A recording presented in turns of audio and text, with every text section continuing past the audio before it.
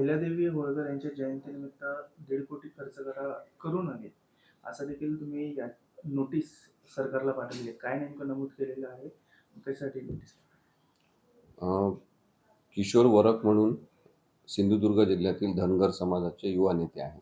ते वकीलसुद्धा आहेत, त्यामुळे माझ्या संपर्कात आहेत. त्यांनी जेव्हा मला हे सांगितलं, की अशा प्रकारचा एक वायफळ खर्च, लोकांच्या निधीचा गैरवापर हा राज्य सरकार प्रस्तावित करत आहे आणि केवळ दिखाऊ कार्यक्रम घेण्यासाठी, एक इव्हेंट करण्यासाठी 300व्या पुण्यतिथीनिमित्त अहिल्यादेवी होळकर यांच्या चोंडी हे त्यांचं जे जन्मस्थान आहे, तिथे अहिल्यानगरमध्ये मंत्रिमंडळाची मीटिंग घेणार आहे. मग आता एवढं भर उन्हामध्ये मंत्रिमंडळाची मीटिंग घेणार म्हणजे मग तिथे एसी असलेले शामियाने लावणार, मोठे-मोठे तंबू उभारणार. सगळ्या मंत्रिमंडळाच्या बैठकीसाठी येणाऱ्या इतर आय-ए-एस अधिकारी आणि सचिव दर्जाच्या लोकांची व्यवस्था करावी लागणार. या सगळ्या गोष्टींचा खर्च 150 कोटी रुपये होणार असं प्रकाशित झालं आणि नंतर असं सांगण्यात आलं, की तो 150 कोटी नसून 1.5 कोटी खर्च आहे. हा शब्द जो आहे तो मिसप्रिंट आहे.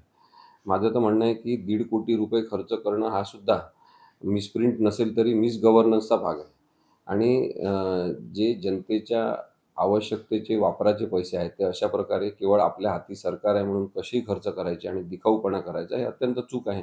मंत्रिमंडळाची मीटिंग घ्यायची असेल तर नागपूरला घेतली जाऊ शकते. पुण्यामध्ये विधान भवन आहे तिथे घेतली जाऊ शकते. छत्रपती संभाजीनगरला घेतली जाऊ शकते आणि मुंबईला सुद्धा घेतली जाऊ शकते. तुम्ही निर्णय काय घेता हे महत्त्वाचे आहे. मीटिंग कुठे घेता हे महत्त्वाचं नाही. अ, हे आम्ही नोटीसमधून सांगितलं. त्याचबरोबर किशोर वरख यांनी जे मुद्दे सांगितले होते, की धनगर समाजाबद्दल एवढी आपुलकी आणि प्रेम असेल, तर धनगर समाजातली मुलं कुपोषित आहेत. त्यांना पोषक आहार देण्यासाठी हे 1.5 कोटी रुपये किंवा 150 कोटी रुपये खर्च केले पाहिजे. धनगर समाजातल्या स्त्रिया आज पाण्यासाठी महाराष्ट्रात सगळीकडे वणवण करत आहेत. स्त्रियांनाच एकूण ग्रामीण भागातल्या वणवण करावी लागत आहे. अशा वेळेस त्या स्त्रियांना पाणी पुरवठा कसा मिळेल, त्यांच्या घरात पाणी कसं जाईल, यासाठी हा पैसा खर्च करायला पाहिजे.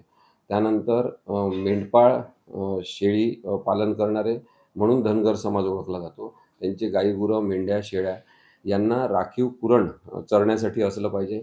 त्याबद्दलची तरतूद सरकार करत नाही आणि मग जंगल मार्गाने जेव्हा ते पायी चालत एखाद्या जंगलातून प्रवेश करतात, तेव्हा फॉरेस्टचे अधिकारी विनाकारण धनगर समाजातल्या लोकांवर गुन्हे दाखल करतात. हे गुन्हेगारीकरण थांबलं पाहिजे. असे अनेक विषय आहेत धनगर समाजाचे सुद्धा आणि महाराष्ट्राचे सुद्धा.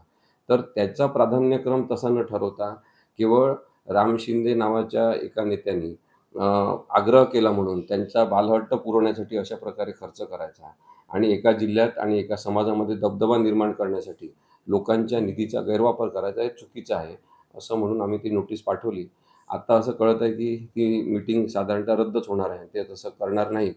तर त्यांना परत ही आमच्या नोटीसनंतर झाली असेल ती 24/4/2025 रोजी आम्ही पाठवली होती. तर ही चांगली गोष्ट आहे. माझं सगळ्या लोकांना आव्हान आहे, की त्यांनी राज्य सरकारच्या कामकाजाकडे, पैसे खर्च करण्याकडे, उधळपट्टी होणार नाही याच्याकडे सातत्याने लक्ष ठेवलं पाहिजे आणि आपण आपलं नागरिक म्हणून काम करत राहिलं पाहिजे. त्यांना सांगत राहिलं पाहिजे, की विनाकारणचा खर्च न करता लोकोपयोगी, जीवनावश्यक गोष्टींसाठी हा सरकारी निधी खर्च झाला पाहिजे. जयंती संदर्भात ही बैठक होती असं म्हणतात. अहिल्यादेवी होळकर यांच्या जयंती संदर्भात ही बैठक करणार आहात. नाही, अहिल्यादेवी यांच्या जयंतीनिमित्त जी बैठक घेणार होते, ती बैठक जर अहिल्यादेवी यांच्या धोरणांच्या संदर्भात झाली, तर असं दिसेल आपल्याला की अहिल्यादेवी होळकरांनी अत्यंत सुनियोजित प्लॅनिंग करण्याकडे भर दिला होता. त्या काळी त्यांनी 300 वर्षापूर्वी त्यांनी लोकांच्या भल्यासाठी राज्यकारभार कसा करायचा याचं उदाहरण घालून दिलेलं आहे. ते आपण फॉलो केलं पाहिजे. पण त्यांचं नुसतंच पुतळे उभारून, स्मारक उभारून आणि तिथं मंत्रिमंडळाची दिखाऊ बैठक घेऊन ते होणार नाही. मग स्मारकासाठी एखाद्या वेळेस खर्च केलेला आपण समजू शकतो, कारण की स्मारक हा इतिहासाचा महत्त्वाचा भाग आहे. ते स्मारक झालं पाहिजे. परंतु लोकांचा निधी दिखाऊ कामासाठी वापरायचा हे चुकीचं आहे.